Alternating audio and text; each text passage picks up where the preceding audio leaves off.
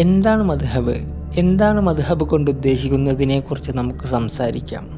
4 പ്രമാണങ്ങളാണ് ഇസ്ലാമിനുള്ളത്: ഖുർആൻ, ഇജ്മ, സുന്നത്ത്, ഖിയാസ്. ഇതിൽ ഖുർആനും സുന്നത്തും നാം എല്ലാവർക്കും അറിയുന്നതാണ്. ഇജ്മ എന്നാൽ പണ്ഡിതന്മാരുടെ ഏക അഭിപ്രായം. ഖിയാസ് എന്നാൽ തുലനം ചെയ്യുക. ഒരു പുതിയ വിഷയം ഉണ്ടായാൽ മുമ്പെന്തെങ്കിലും ഒരു മസ്അല ഉണ്ടെങ്കിൽ അതേ അടിസ്ഥാനത്തോട് തുലനം ചെയ്യുകയാണ് ഖിയാസ്.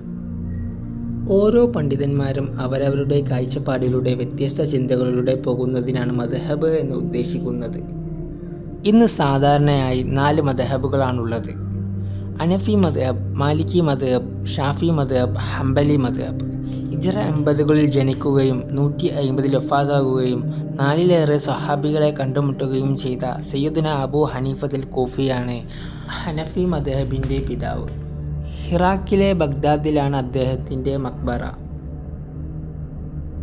പിന്നീട് ഹിജ്റ 93-ൽ ജനിക്കുകയും 179-ൽ വഫാത്താകുകയും ചെയ്ത മാലിക് ഇബ്നു അനസ് റളിയല്ലാഹു അൻഹു ആണ് മാലിക്കി മദ്ഹബിൻ്റെ പിതാവ്.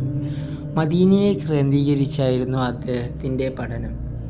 ഹിജ്റ 150-ൽ ജനിക്കുകയും 204-ൽ വഫാത്താകുകയും ചെയ്ത മുഹമ്മദ് ഇബ്നു ഇദ്രീസു ഷാഫി തങ്ങളാണ് ഷാഫി മദ്ഹബിൻ്റെ പിതാവ്. ഹിജ്റ 164-ൽ ജനിക്കുകയും 241-ൽ വഫാത്താകുകയും ചെയ്ത അഹ്മദ് ഇബ്നു ഹംബലി റളിയല്ലാഹു അൻഹു ആണ് ഹംബലി മദ്ഹബിൻ്റെ പിതാവ്. ഇങ്ങനെ 4 ഇമാമിയങ്ങളാണ് നമുക്കുള്ളത്. പരിശുദ്ധ ഇസ്ലാം വിശാലമായി ചിന്തിക്കുവാനും വിശാല മനസ്സോടെ ആളുകളെ ഉൾക്കൊള്ളാനും അനുവദിക്കുന്നു എന്ന വ്യക്തമായ ഉദാഹരണമാണ് മദ്ഹബ്. എൻ്റെ ഇമാമിയങ്ങൾക്കിടയിലുള്ള അഭിപ്രായ വ്യത്യാസം അത് ഉമ്മത്തിൻ്റെ റഹ്മത്താണ് എന്ന് പറയപ്പെടാറുണ്ട്. കാരണം സ്വഹാബാക്കളിൽ റസൂൽ സല്ലല്ലാഹു അലൈഹി വസല്ലമയുടെ കൂടെ ഏറ്റവും കൂടുതൽ സഹവസിച്ച ആളുകൾക്ക് പോലും പല കാര്യങ്ങളും അറിയില്ലായിരുന്നു. അതിൻ്റെ പല ഉദാഹരണങ്ങളും നമുക്ക് കാണാം. ഒരിക്കൽ ഉമർ റളിയല്ലാഹു അൻഹുവിൻ്റെ കാലഘട്ടത്തിൽ ഒരു സ്ത്രീ വ്യഭിചരിച്ചു. അതിലൂടെ ഒരു കുട്ടിയുണ്ടായി. 6 മാസം പ്രായം മാത്രമുള്ള കുട്ടിയുമായി ആ സ്ത്രീ വന്നു. വ്യഭിചാരത്തിൻ്റെ ശിക്ഷയായി ഉമർ റളിയല്ലാഹു അൻഹു ആ കുട്ടിയെ എറിഞ്ഞു കൊല്ലാൻ വിധി കൽപ്പിച്ചു. അപ്പോഴാണ് സയ്യിദുന അലി റളിയല്ലാഹു അൻഹു അതിൽ ഇടപെട്ടത്. പാടില്ല ഉമറേ, നിങ്ങൾ മനസ്സിലാക്കണം, 2 വയസ്സ് വരെ ഒരു കുട്ടിയുടെ മുല കുടിക്കുന്ന പ്രായമാണ്. അതുവരെ നിങ്ങൾ കാത്തു നിൽക്കണം. കാരണം ഇസ്ലാം കാരുണ്യത്തിൻ്റെ മതമാണ്. തെറ്റ് ചെയ്തവരെ ശിക്ഷിക്കണം.